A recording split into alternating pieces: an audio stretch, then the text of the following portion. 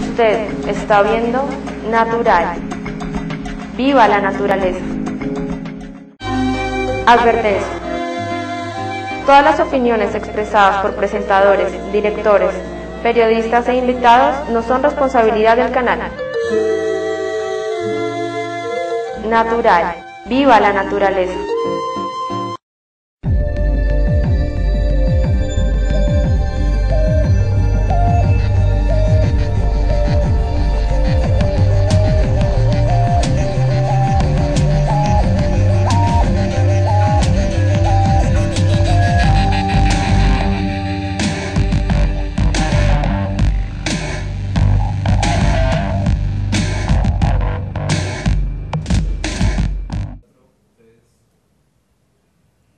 Muy buenas tardes, estamos nuevamente en este programa Bienestar y Salud.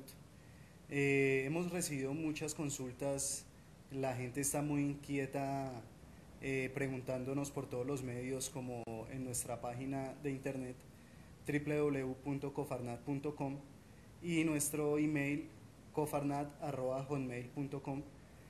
Y la pregunta más frecuente que hemos tenido esta semana es sobre la osteoporosis y la osteopenia.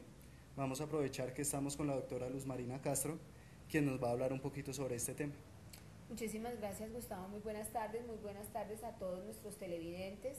Muchas gracias por estar como pendientes del programa y aclarando sus inquietudes.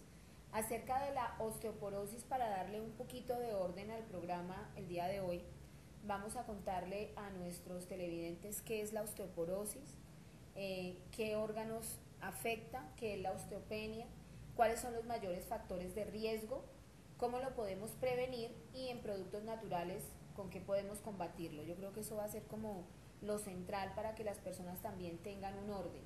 Si después de terminado este programa surge una inquietud específica acerca del tema que vamos a tratar el día de hoy, no se les olvide que también pueden comunicarse al PBX 2030378 y hacer sus preguntas. Aparte de que lo podemos sacar en el programa, también allí hay personas especializadas que les pueden aclarar las inquietudes que ustedes tengan en el momento que se comuniquen con nuestro PBX 2030378. ¿Qué es la osteoporosis? Como la palabra lo indica, es una pérdida de peso en el tejido óseo donde se va volviendo poroso, va perdiendo peso y consistencia y empiezan a aparecer unos pequeños huecos en todo lo que conforma el hueso y se va haciendo muy liviano, porque haz de cuenta cuando tú pones una tela, vamos a poner el ejemplo de una tela que se lava y se lava y se lava demasiado con blanqueadores y con todo este tipo de agentes, donde cuando nosotros lo colocamos a la luz, entonces hay pequeños espacios donde se ha adelgazado más la tela y hace que en cualquier momento con un movimiento muy liviano por allí se rompa. Eso es lo que exactamente sucede con el hueso. Si nosotros hacemos el ejemplo de la tela, del paño, nosotros vemos y va a ocupar el mismo espacio. Si tiene 30 centímetros de largo por 30 de ancho y nosotros lo llevamos a la luz, mide exactamente lo mismo, pero es el interior de la tela el que se va adelgazando, le va haciendo perder consistencia y peso y nos lleva a que tenga una mayor vulnerabilidad para que este paño o esta tela se rompa, se destruya. Exactamente lo mismo sucede con el hueso cuando nosotros nos diagnostican una enfermedad como la osteoporosis. Es una pérdida en el tejido óseo que hace que se debilite demasiado y vengan problemas como fracturas múltiples. Esto es la osteoporosis. Vamos a hablar de la osteopenia, que nos decía Gustavo. Hay un examen médico que se llama densiometría ósea, donde se introduce una mano la mayoría de las veces y allí en la máquina podemos ver una pequeña radiografía que mide la consistencia del tejido óseo. La densidad del hueso. La densidad del hueso. De la consistencia del tejido óseo nos va a dar la densidad total del hueso. Y nos aparecen unos porcentajes que van como en oscurito, como en gris y como en blanco. Esta figura nos representa unos porcentajes de densidad ósea, donde nos dice que tenemos una densidad entre el 30 y el 50%, estamos hablando de una osteoporosis inminente. ¿Sí? Entre el 30 y el 50% de densidad ósea estamos diagnosticando una osteoporosis. Cuando hablamos entre un 51 y un 70%, estamos hablando de una osteopenia. O sea que podemos determinar que la osteopenia es una preosteoporosis, que puede aparecer antes y si se diagnostica a tiempo, podemos empezar a consumir nutrientes y empezar a tomar medidas muy importantes de las que vamos a hablar el día de hoy para poder evitar, teniendo en cuenta que una vez se pierde la densidad ósea, no se recupera, pero lo que nosotros hacemos es mantenerla lo que hay y evitar el proceso degenerativo. Yo espero que haya quedado la suficiente claridad para nosotros entender qué es la osteoporosis y qué es la osteopenia. Ahora vamos a ver algo muy importante. Cuando a nosotros nos diagnostican una osteoporosis o una osteopenia, la mayoría de las veces nos prescriben un calcio con vitamina D3. Si bien es cierto que el mayor nutriente de nuestro tejido óseo es el calcio y la vitamina D3 es un fijador, no podemos decir que solamente el calcio forma parte de los nutrientes del hueso. El hueso se forma de tejido óseo. Este tejido óseo se llaman osteocitos. Las células que conforman el tejido óseo se llaman osteocitos. Y los osteocitos se nutren de una sustancia que se llama osteína. Algo complicadito que espero entiendan. La osteína es la sustancia o la materia prima que utiliza el osteocito para poder conformar el tejido del hueso. La osteína necesita nutrientes importantísimos y vitales, donde el calcio tiene el mayor porcentaje. Por decir algo, toda la osteína tiene un 60% de calcio y un 40% entre los demás nutrientes. ¿Cuáles son los demás nutrientes? Magnesio, fósforo y colágeno. Si no hay magnesio, fósforo, colágeno y calcio, la D3, aún tomándola, fijaría solamente el calcio, pero nos crearía una deficiencia del resto de nutrientes que no nos garantizaría en un momento determinado que la osteína tenga la suficiente cantidad de nutrientes para que los osteocitos sean todos los nutrientes, todos los recursos, pues va a ser muy difícil que los osteocitos sean lo suficientemente consistentes. Por eso es tan importante tener en cuenta que no es solamente el calcio y la D3, aunque tengan un mayor porcentaje. El colágeno es la proteína más importante porque es la encargada de sintetizar todo el tejido del cuerpo. Y el tejido y la piel son el órgano más grande que nosotros tenemos en nuestro cuerpo. Entonces no podemos dejar de lado una proteína tan importante en estos nutrientes como es el colágeno.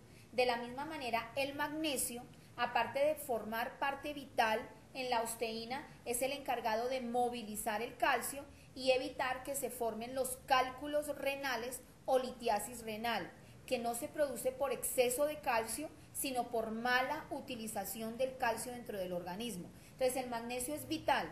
Es también llamado uno de los minerales más importantes para el estrés, porque relaja los músculos y alivia las palpitaciones y mejora el ritmo cardíaco. Pero en el caso de la osteoporosis, forma parte vital del tejido óseo y también nos ayuda a movilizar el calcio de forma adecuada, y lo mismo sucede con el fósforo. Resumamos entonces los nutrientes: calcio en una mayor concentración, fósforo, magnesio, colágeno y el fijador que no puede faltar, que es la vitamina D3. Esos son los 5 vitales para poder garantizar que vamos a combatir una osteoporosis y que vamos a detener el proceso degenerativo y que vamos a evitar que una osteopenia se nos convierta en una osteoporosis. Saludos, Marina. Conocemos de la osteoporosis que se presenta más frecuentemente en las mujeres. ¿Por qué ocurre esto?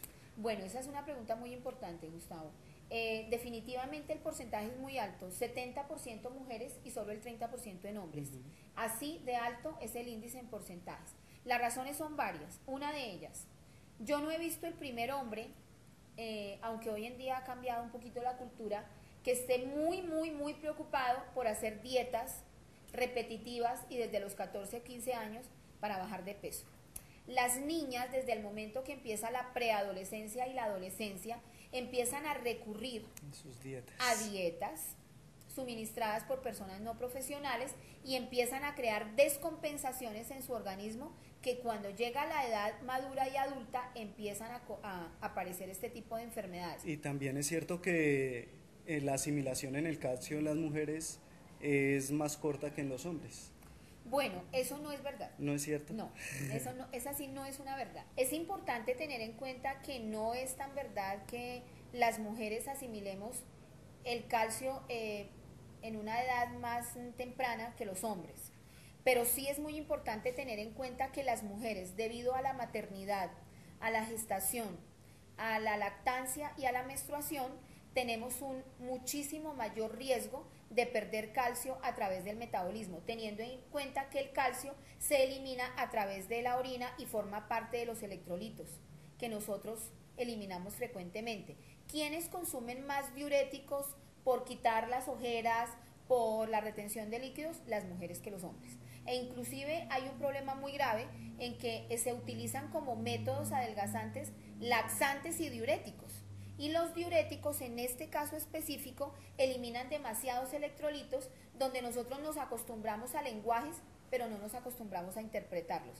Dentro de esos electrolitos se eliminan grandes concentraciones de calcio. Entonces yo puedo eliminar, un ejemplo, 100 miligramos de calcio en la orina y no los consumo. Entonces voy agotando mis reservas y eso se va a ver reflejado en una pérdida de consistencia en el tejido óseo.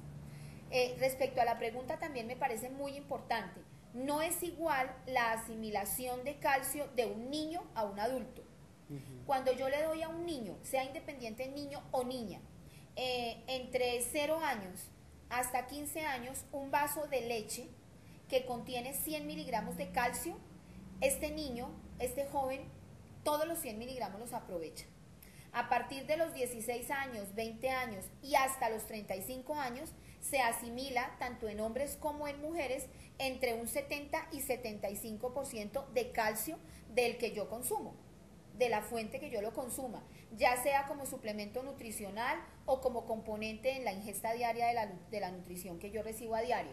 Y en edades entre los 36 y hasta los 50 años se baja la absorción de calcio hasta en un 40%, y a partir de los 51 años llega a ser hasta solamente de un 15%.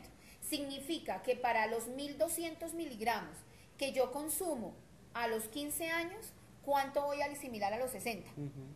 Voy a asimilar en un promedio 120 miligramos nada más, porque la fijación disminuye notablemente con el paso de los años por el metabolismo y por todos estos cambios hormonales que se hacen en el interior del cuerpo, tanto de hombres como de mujeres. En las mujeres hay un agravante, y es que una vez aparece la edad de la menopausia, los estrógenos, que en este caso específico hacen un papel muy grande en ayudar a la absorción de calcio, ya no están. Por lo tanto, disminuye muchísimo más en la mujer con menopausia la capacidad de poder absorber la cantidad de calcio que consume. Teniendo en cuenta esto, Gustavo, a mí me parece muy importante que tengamos en cuenta que las jovencitas deben consumir fuentes de calcio durante toda su vida. Permanentemente. El Calmar de Cofarnat nos aporta 1200 miligramos de calcio por cada cucharada, pero podemos garantizar varias cosas. Primero, es apto para diabéticos. No aporta calorías, no va a subir de peso a nadie porque consuma Calmar. Tiene 1200 miligramos de calcio, pero además tiene las concentraciones adecuadas de calcio, fósforo, magnesio, colágeno y vitamina D3. De manera que la persona que toma una cucharada de Calmar está tomando exactamente todos los suplementos nutricionales que necesita la osteína para poder suministrar unas células llamadas osteocitos lo suficientemente fuertes para conformar un buen tejido óseo. Yo pienso que hasta aquí va muy claro la importancia de consumir suplementos, a qué edades y por qué es tan importante en las niñas no hacer dietas como tan irresponsablemente. Prolongadas e irresponsables, porque la dieta del atún, entonces solo comen atún, entonces no es así. Yo pienso que vamos a un pequeño corte y seguimos con este tema.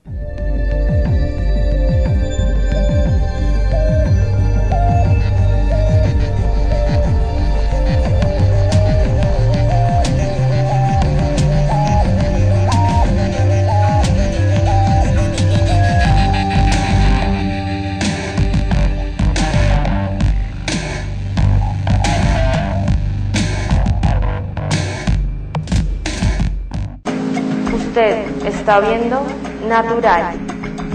Viva la naturaleza.